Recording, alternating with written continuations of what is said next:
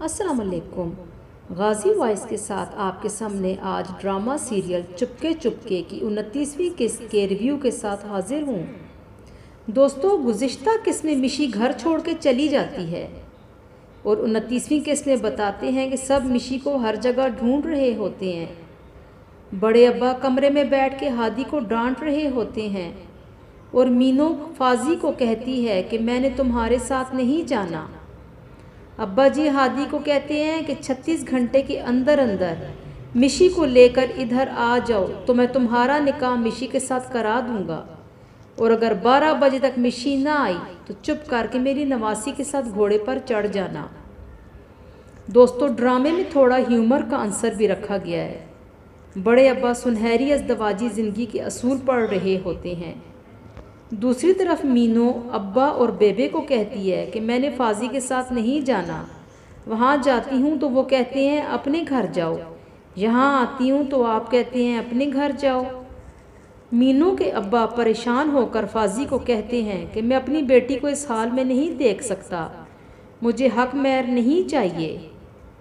دوسری طرف مینو admission forms کا کہہ رہی ہوتی ہے اور ساتھ وکیل ارینج کر رہی ہوتی ہے۔ فاضی پریشان گھوم رہا ہوتا ہے اور اس کے ذہن میں مینو کی باتیں آ رہی ہوتی ہیں۔ فاضی کی امی فاضی کو فون لا کر دیتی ہے کہ تمہاری پھپھو مشی کی وجہ سے پریشان ہیں۔ فاضی فون بند کر دیتا ہے اور کہتا ہے کہ گھر میں کوئی مشی کا نام نہ لے۔ دوسری طرف مینو فاضی سے خلا کے لیے کسی دوست کو فون کر رہی ہوتی ہے اور خلا کے لیے طے کر لیتی ہے، اور یہ دلیل رکھتی ہے کہ جو شخص گھر کی عورتوں کے سامنے غلط کو غلط نہیں کہہ سکتا، اس کے ساتھ زندگی نہیں گزاری جا سکتی۔ فاضی کی آپا اس کو کہتی ہیں کہ اپنی زندگی کا فیصلہ خود کرنا، کل کو ہمیں تانا نہ دینا۔ گلے رانا کا خاوند اس کو کہتا ہے کہ تم نے اپنے بہن بھائیوں کو ہمیشہ کلیجے سے لگا کر رکھا، وہ بھی اب تمہیں تانا دیتے ہیں کہ تم میکے میں رہتی ہو۔ مینو کی بہن فاضی کو بتا دیتی ہے کہ مینو وکیل کے پاس گئی تھی۔ فاضی پریشان ہو جاتا ہے۔ مینو کو بیبے کہتی ہے کہ سوچ لو، وہ کہتی ہے میں نے سوچ لیا۔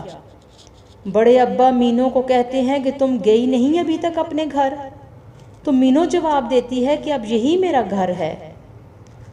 ہادی مشی کو ڈھونڈ رہا ہوتا ہے کہ اس کے پاس صرف 36 گھنٹے ہوتے ہیں۔ ہادی فاضی کو بتاتا ہے کہ پہل مشی نے کی تھی، میرا اس کی طرف کبھی دھیان نہیں گیا تھا کیونکہ تم میرے دوست تھے اور تم کہتے ہو تو میں کبھی مشی کے ساتھ شادی نہیں کرتا۔ ہادی مینو کو جا کے کہتا ہے کہ فاضی بہت اپسیٹ ہے اور مینو کو سمجھانے کی کوشش کرتا ہے کہ خلا کا فیصلہ واپس لے لے۔ دوسری طرف فاضی مینو کو چھت پہ بلاتا ہے اور کہتا ہے کہ تم چھت پہ آؤ ورنہ میں خود آتا ہوں۔ مینو چھت پہ چلی جاتی ہے۔ فاضی مینو کو کہتا ہے کہ گھر کی بات عدالت تک کیوں لے کے جاتی ہو، اور دونوں میں بحث ہو جاتی ہے۔ فاضی مینو کو اپنی محبت کا یقین دلاتا ہے اور مسائل حل کرانے کی یقین دہانی کی دلاتا ہے۔